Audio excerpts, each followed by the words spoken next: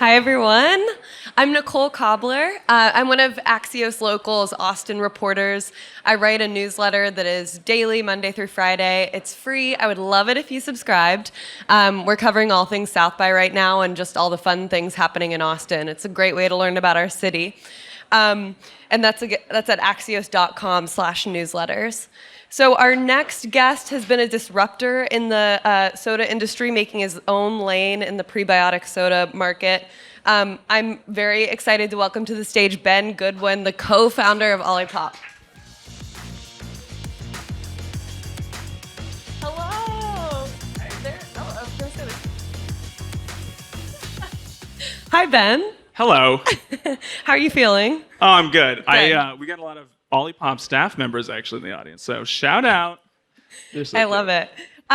Well, let's start with the fact that, you have two very big competitors, big competitors in the soda space entering the prebiotic soda market. Both Coca-Cola and Pepsi have announced plans to enter the prebiotic. Coca-Cola just launched their version, Simply Pop. Pepsi is planning their offering this year. So let's start with that.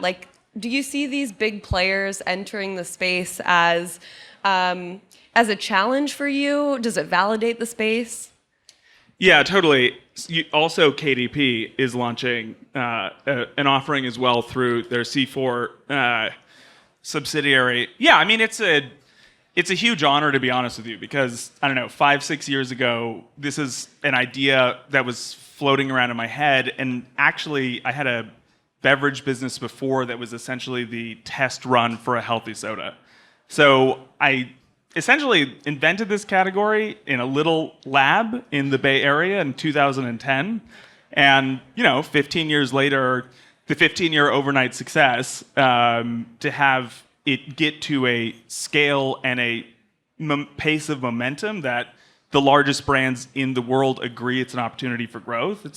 It's absolutely enormous. And I think, the other thing has been a lot of the other players in the space have been holding their cards to their chest for a while, saying, well, we don't know if it's really mainstream or not, while they've been working on their own versions of the product, which, and now they've launched it, and they've done us an enormous favor, because they basically just put in a big neon sign up that says, this is mainstream. And I think it's great. I mean, what we found is we've recently done a category tree analysis to find out where we sit in CSD and who we're neighbors with.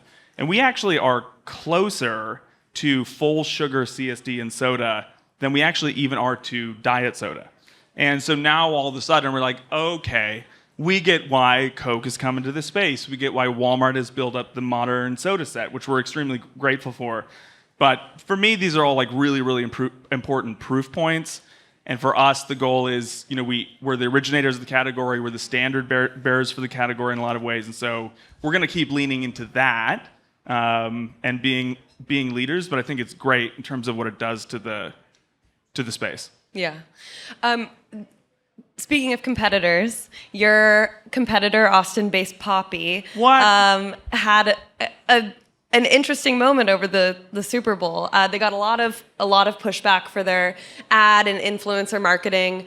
Any lessons that you think brands should take from that moment? And I mean, when you're thinking about your own use of social media and viral moments, how do you leverage that while still making it feel true to consumers?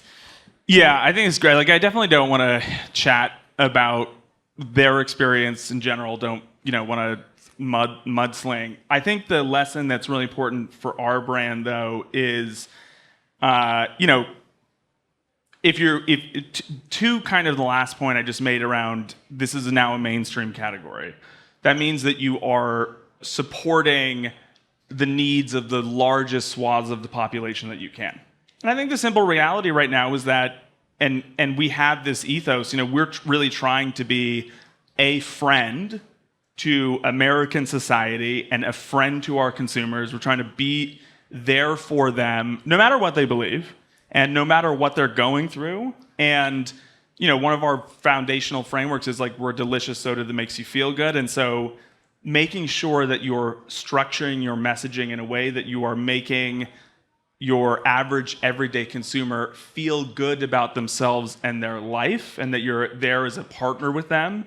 And we've been trying to do that. I mean, we've even done that on the social media side. We were a really big brand to lean into TikTok, a couple years ago when it was more emergent. Something like 70% of the content creators that we work with, they're first-time content creators. They're everyday people. And that's kind of an important piece of how we just try to work with customers in general, just like really connect with them at the human level. And I think, that would be brands would be wise to do that as much as they can. Yeah, like you're saying, when you first started using TikTok as a brand, you're using influencers. Are you still really relying on like influencers and sort of celebrities to push OLIPOP? I mean, look, I think it's always about having like a healthy media mix, and things, obviously, there's certain things that will be evergreen. So yes, of course, we're going to keep using social media influencers. You'd be insane not to.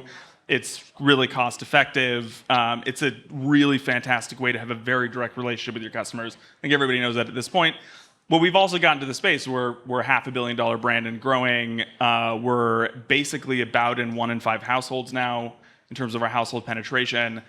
And also, social media, will disproportionately resonate with Gen Z and younger generations. And so, for example, we saw a 9-point boost in awareness in January, and a lot of that, from a demographic perspective, was with Gen X, slightly older consumers, and that's because it was TV spots. So we'll always have a blend, and I think you need to have that blend, and that blend may shift over time as your company matures. And look, at the end of the day, like, soda's the biggest of big tent categories, $60 billion in the United States, 98% household penetration. So it's incumbent upon us to make sure we're creating that big tent, which means we've got to go, just like the product has to go meet people where they are, the marketing does too. We were talking upstairs a little bit about the ways that you're using technology. Tell us a little bit more about that. Like, how are you using? What are the challenges with it? How do you use technology to build your brand? We got to do the thematic tie-in, guys. Here we go.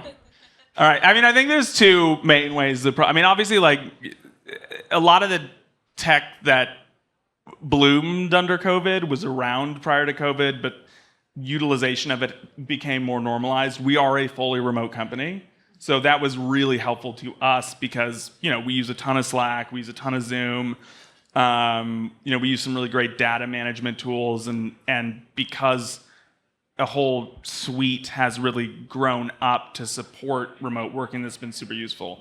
Another way which is perhaps a slightly, so I'm the CEO and I'm the formulator. So I'm very deep in kind of the ingredient science, and the ingredient science has also really shifted over the last decade. I remember my last business; it was also a healthy soda, but I had to invent my own stevia blend because the technology behind stevia was so much further back, and the ground up work I had to do to get things where I wanted them, it was a lot more difficult. So, for example, we started off in cold chain. We started in cold chain because the ingredient, half our prebiotic fiber blend is inulin. It's multiple types of inulin. Inulin needs to be refrigerated or it's not shelf stable. It hydrolyzes and it turns into sugar. But it had the most research behind it and had the most scale behind it. So that was okay, cool. That's the first formula. Then eventually we realized it's really important to go into shelf stable to meet more CSD consumers where they are. 65% of CSD is in multi-packs. Multi-pack really lends itself to pantry loading in that shelf-stable set.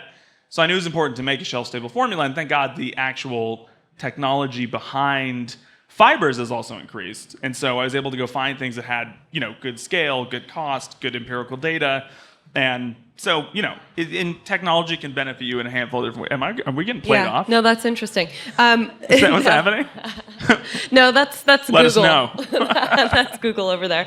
Okay. Well, so last question is really tell us what's next for OLIPOP. I mean, is an IPO on the horizon? We can't talk about that. Come on.